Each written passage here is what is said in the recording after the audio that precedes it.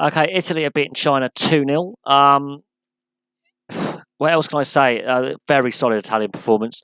They also employed the high press really, really well. So when the front three went forward and pressed, the midfield three or the midfield five, depending on their formation tweaks with the wing backs, would also press up as well. And then the two centre backs could just hold their line. Then you could see other players filling in those gaps, and it was just a whole team press. And that led to the goal that was ruled offside. That was from a high press, and the first goal was also from the high press. Giacinti caused no end of problems for the Chinese defence throughout the game, but her goal ruled offside is correct, and she has to time those runs better. She has to arc her run a bit better. But basically, they couldn't defend her. They were. I don't think they were deliberately playing an offside trap. I really, honestly believe the Chinese defence could not cope with Giacinti's movement and runs and dummy runs. She was causing them no end of problems to begin with. Her goal comes from her creating the play by the high press. Steals the ball on the right wing, crosses it in to Bonacea. There's a save in there, and she poaches in the rebound. So the whole team bought in, but that was created by Giacinti's energy and the forward press. The front three, bought into the forward press. The midfield buys in, and then the wing backs buy in, leaving the two centre backs to anchor the defence. And it's a whole team press, and it works really, really well. And the Chinese couldn't cope with it. The Chinese defence was all over the place at this point. The Chinese do improve after they go 1-0 down and they start getting more of the ball. They play themselves into the game. They get a VAR penalty check. It would have been, I would say, a 50-50 call. There is a high boot, but the Chinese player is ducking in for the header, and Gamma, the captain central defender, is already in the process of clearing the ball. So that's a 50-50 decision. The VAR check takes 30 seconds to look at it, and it's done. There's no VAR controversy in this game. There are a couple of VAR penalty checks, but they would be considered soft decisions if they were given. But at the same time, I have seen them given in games. I've also seen them not given. They're one of those sort of, I would say, 70-30 calls where you're more likely not to get it given than given. It's one of them. They had actually started to dominate the possession and look better in possession. The issue with the Chinese, they instead of having a nice one-touch moving all the time and pace on the ball, they were slow and methodical in possession. And apart from Giuliani pulling off one really, really good save, the shots were tame or off target. And therefore, the Chinese played into the Italians' hands by shooting from range. They were too happy to shoot from range all the time. They weren't getting enough crosses into the box. The wingers and the wing backs weren't bombarding the box with crosses. And when they did, Linari and Gamma are a pretty terrifying central defensive pairing. They've clearly read the handbook of Italian defending, which is to be a dominant centre back, and then they've read that handbook. Yeah, the 1930s Italian defending handbook. Get 1-0 up and defend all day. Half-time comes, and Italy have allowed themselves to get a bit flustered. The Chinese have flustered them with the possession and starting to play themselves into the game and be the better side towards the end of the first half. Half-time comes.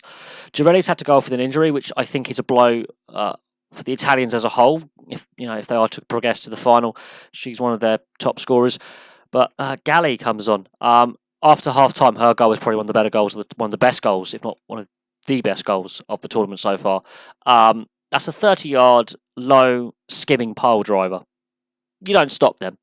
The issue is the Chinese didn't close it down, whereas the Italians were closing the Chinese down very, very effectively and making it difficult and crowding the penalty area. At the other end, the Chinese were very passive in defence, very slow, and just given time to shoot. But she's already scored a couple of goals in this tournament off the bench. She's done it again, and it's one touch, sets herself, and bang, gone. Accurate, in the low to the goalkeeper's right. And could the goalkeeper have done better?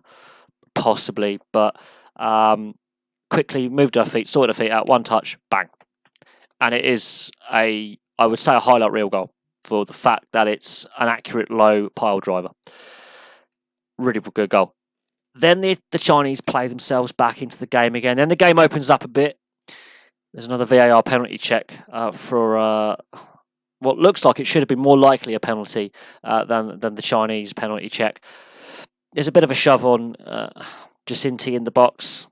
It is a soft one. There is a bit of a grab and a hold. Referee waves it off. Both VAR checks took between them less than a minute. This is VAR working. It's the referee has decided that the incidents are both not penalties, and VAR has backed up the referee's decision, even though there is a VAR check because there is deemed to be a reviewable play. It doesn't mean because it's reviewable it's going to overturn what the referee has done, but this was VAR working. And a very, very competent and authoritarian referee that stamped her authority on the game and said, there were a couple of bookings in there, not many, but there wasn't a lot of tolerating of any histrionics. This referee was refereeing the game with pragmatism and common sense. The VAR, again, working with common sense. If they were both given, they both would have been soft penalties. So it's interesting that they were both not given, but they would have been soft. After this, the game opens up. The Chinese are trying to get back in the game, but their final ball is always rushed or forced. The flow isn't there. It's a bit clunky with the Chinese. They've only scored one goal in the tournament. They've only conceded one goal up to this point until this game, but they don't score a lot of goals. The Italians, their defence is the only defence left, apart from the Germans, not to concede a goal from open play. And that's the note of the day. The Germans have conceded no goals. The two Italian goals that they've conceded, one is from a direct penalty and one was from a penalty rebound. So there's been no goals by the Italians conceded in open play, and you can see why. The goalkeeper, the back four, the midfield, and then even the forwards all chip in defensively. They have this high energy press, and they do occasionally defend a high line, occasionally from free kicks. But at the same time, the defensive pairing of Gamma and Linari, they were outstanding today. They were breaking up every Chinese attack they could, getting away of blocking shots, well-timed challenges. And I think the Italians, with the way they play, with this high press, high energy press, organised press as well, quick counter-attacks, they use their wing-backs very, very well. They use their midfield very well with some driving runs. And although Girelli went off injured, they used that forward three interchangeably, moving them around. And Giacinti, I think, was their best player today, because she moved from the right to the centre to the left of the front three. And while she didn't have every shot on target, she was always looking, even though she's not the quickest of the Italian players. There are some quicker players in there.